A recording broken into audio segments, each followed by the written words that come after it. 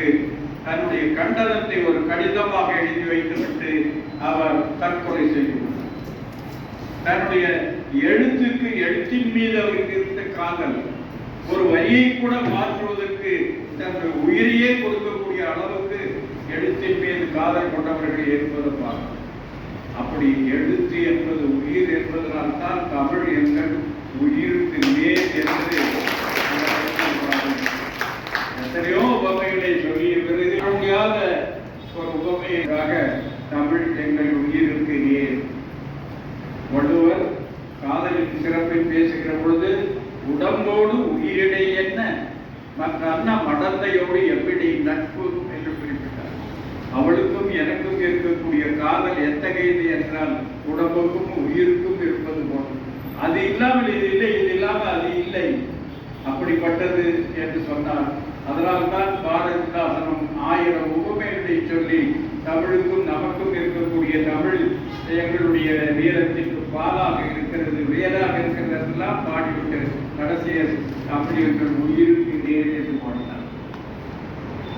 இன்றைக்கு விருப்பம் இருக்கிற எழுத்தாளர்கள் நம்மிடையே அமர்ந்திருக்கிறார்கள். அப்படி அமர்ந்திருக்கிற எழுத்தாளர்களை பார்க்கிற பொழுது அவர்கள் இப்படி தங்கள் ஒவ்வொருடைய எழுத்தையும் சமரப்போன் எப்படி தன்னுடைய நேசித்தாரோ அப்படி நேசிக்க வேண்டும். அதனை அந்த தங்களுடைய வரிகளை நேசித்தால் நேசிப்பார்கள் என்பதை சொல்லக்கூடிய அளவுக்கு சிறப்பான வரிகளை எழுத வேண்டும் இருந்தது இல்லையா?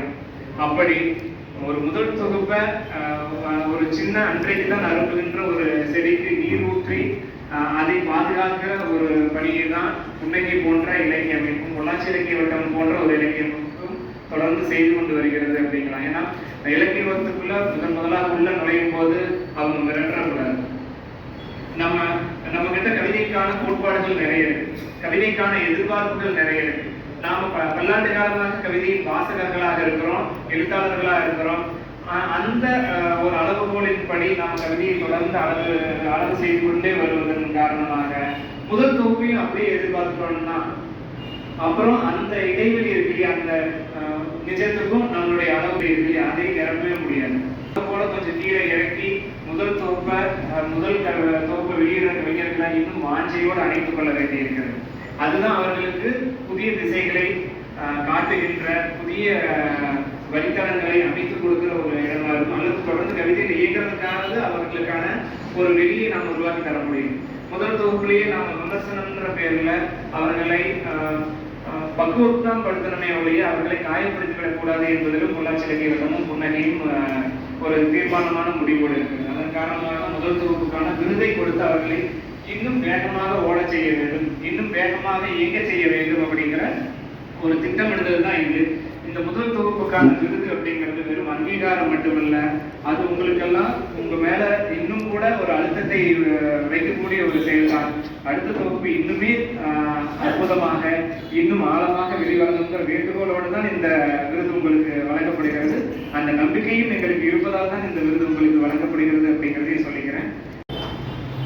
அப்போதிருந்து அம்சங்களையாக கவிஞர் அவைநாயகன் அவர்களுடைய சூரிய செல்கள் என்கிற நூல் 1988ஆம் ஆண்டு வெளியிடப்பட்டது. அந்த நூல் வெளியீட்டு விழாவில் அம்சங்களையாக அதனுடைய 2ஆம் பதிப்பை அவர்களே வெளியிட்டது என்பது தெரிவிக்கிறது. நீண்ட காலமாக பூபாலன் அவர்களை எனக்கு தெரியும், பேரன்புக்குரிய கவிதையாளர். இந்த நிகழ்ச்சியை சிறப்பாக நடத்தி கொண்டிருக்கக்கூடிய முன்னணி ரமேஷ் உள்ளிட்ட அனைத்து செயல்பாட்டாளர்களுக்கும் என்னுடைய நெஞ்சம் நிறைந்த வாழ்த்துக்களை தெரிவித்தது. ஏனெனில் ஒரு இலக்கிய அமைப்பை தொடர்ந்து நடத்துவது எளிதானது அல்ல.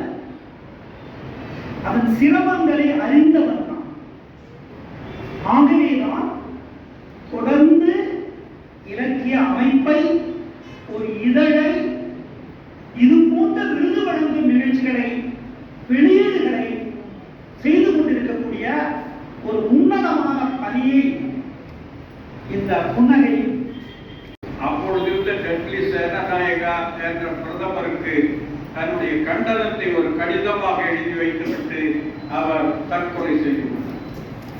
தன்னுடைய எழுத்தின் மீது அவருக்கு இருந்த காதல், ஒரு ஒரு வரியை கூட மாற்றுவதற்கு தன்னுடைய உயிரையே கொடுக்கக்கூடிய அளவுக்கு எழுத்தின் மீது காதல் கொண்டவர்கள் இருப்பதை பார்க்கிறோம்.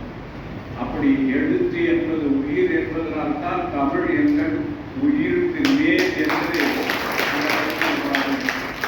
எத்தனையோ உவமைகளை சொல்லிய பிறகு முடியாத ஒரு உவமையாக தமிழ் எங்கள் உயிருக்கு நேர்.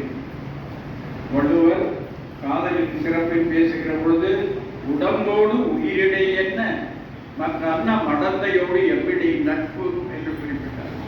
அவளுக்கும் எனக்கும் இருக்கக்கூடிய காதல் எத்தகையது என்றால் உடம்புக்கும் உயிருக்கும் இருப்பது போல. அது இல்லாமல் இது இல்லை, இது இல்லாமல் அது இல்லை, அப்படிப்பட்டது என்று சொன்னார்.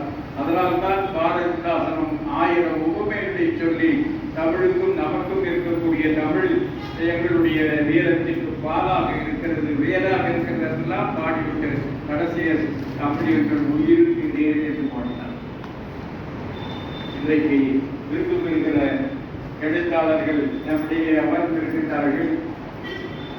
அப்படி அமர்ந்திருக்கிற எழுத்தாளர்களை பார்க்கிற பொழுது அவர்கள் இப்படி தங்கள் ஒவ்வொருடைய எழுத்தையும் சமரப்போன் எப்படி தன்னுடைய நேசித்தாரோ அப்படி நேசிக்க வேண்டும்.